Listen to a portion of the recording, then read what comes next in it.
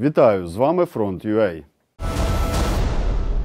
Жодного шансу для окупантів. Бойова група К-2 механізованої бригади імені гетьмана Івана Мазепи показала феєричне знищення сучасного російського танку Т-72Б3.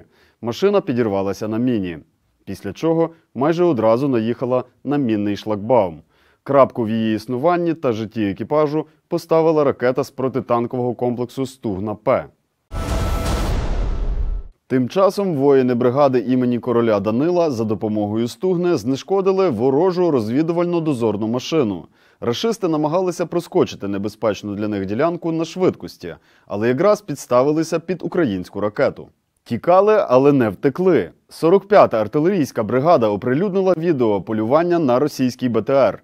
Після перших прильотів загарбники намагалися врятуватися втечею і заховатися в зеленці. Та це їм не допомогло.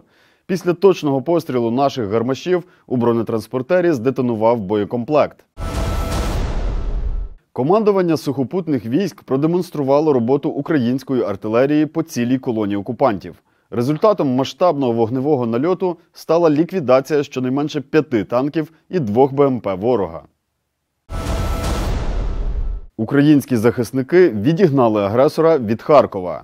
Точаться запеклі бої за повне визволення регіону від загарбників. Вони відступають, але затято обстрілюють населені пункти, до яких можуть дотягнутися. Як живе під ворожим вогнем одне з нещодавно визволених селищ, бачив наш кореспондент Данило Іщенко. Так населений пункт Питомник виглядає після російських окупантів. Втративши контроль над селищем, вони продовжують цілодобово його обстрілювати. Людей тут майже не залишилось. Більшість виїхали ще в перші дні війни, коли сюди зайшла російська армія. І через інтенсивні обстріли досі не можуть повернутися. Населений пункт Питомник, що на Харківщині. Ми натрапили на локацію, там де росіяни тримали свої боєприпаси. Все те, що ви можете бачити навколо мене, повинно було летіти на Харків. В ході успішно проведеної операції 11 травня українським військовим вдалося повернути населений пункт під свій контроль. Захисники не допустили контратаки ворога та відкинули його від Харкова. Они знали, что мы где-то есть.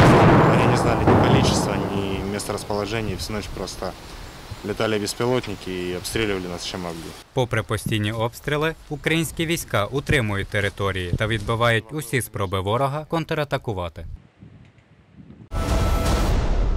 Вовкодави на службі у ЗСУ.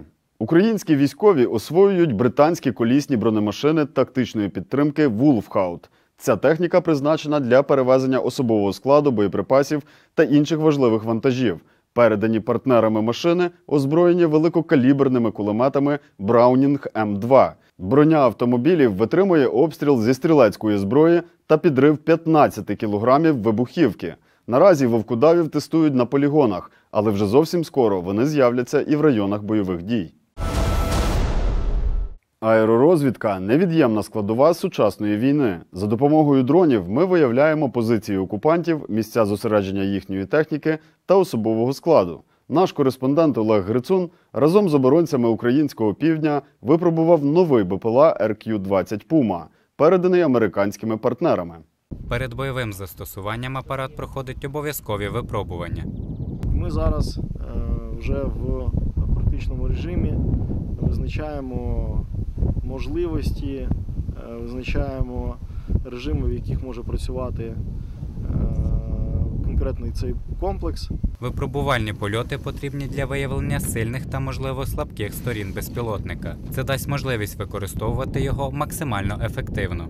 У нього досить потужна камера, яка дозволяє бачити цілі на відстані 5 та більше кілометрів. Крім того, обладнаний нічною камерою, яка може показувати за умов низької видимості. В умовах бойових дій важливі не лише можливості апарату, але й вміння його операторів взаємодіяти з іншими родами військ, оперативно передавати інформацію та реагувати на зміни на полі бою. Військові впевнені в своїх силах і можливостях техніки та вже готові долучитися до знищення російських окупантів. Заскочили зненацька. Наші армійці знищили групу ворожої піхоти на околицях Горлівки. Відстань до ворожих позицій там настільки близька, що можна цілком ефективно працювати зі стрілецької зброї. Тож хлопці все це розрахували, дочекалися перезмінки ворожих підрозділів і вдарили по них з автоматичного гранатомета. -3 ворожих БТРи та 2 десятки окупантів на Херсонщині. Вояки бригади спеціального призначення імені Івана Богуна у взаємодії зі снайперами вдало відстрілялися з протитанкових комплексів «Корсар» українського виробництва. Повідомляють також про знищення 4 найманців з російського ПВК «Вагнера». І наостанок про українське небо, яке стає дедалі вільнішим від ворожої авіації. Зенітники механізованої бригади «Холодний Яр» приземлили новітній російський гелікоптер К-52. Не знадобилось навіть витрачати «Стінгер». Старої радянської ігли виявилося достатньо. Ще один вертоліт загарбників став здобиччю українських воїнів на півдні. Йдеться про Мі-35, одну з сучасних модифікацій ударного Мі-24. З вами був Фронт.ua. Слава Україні!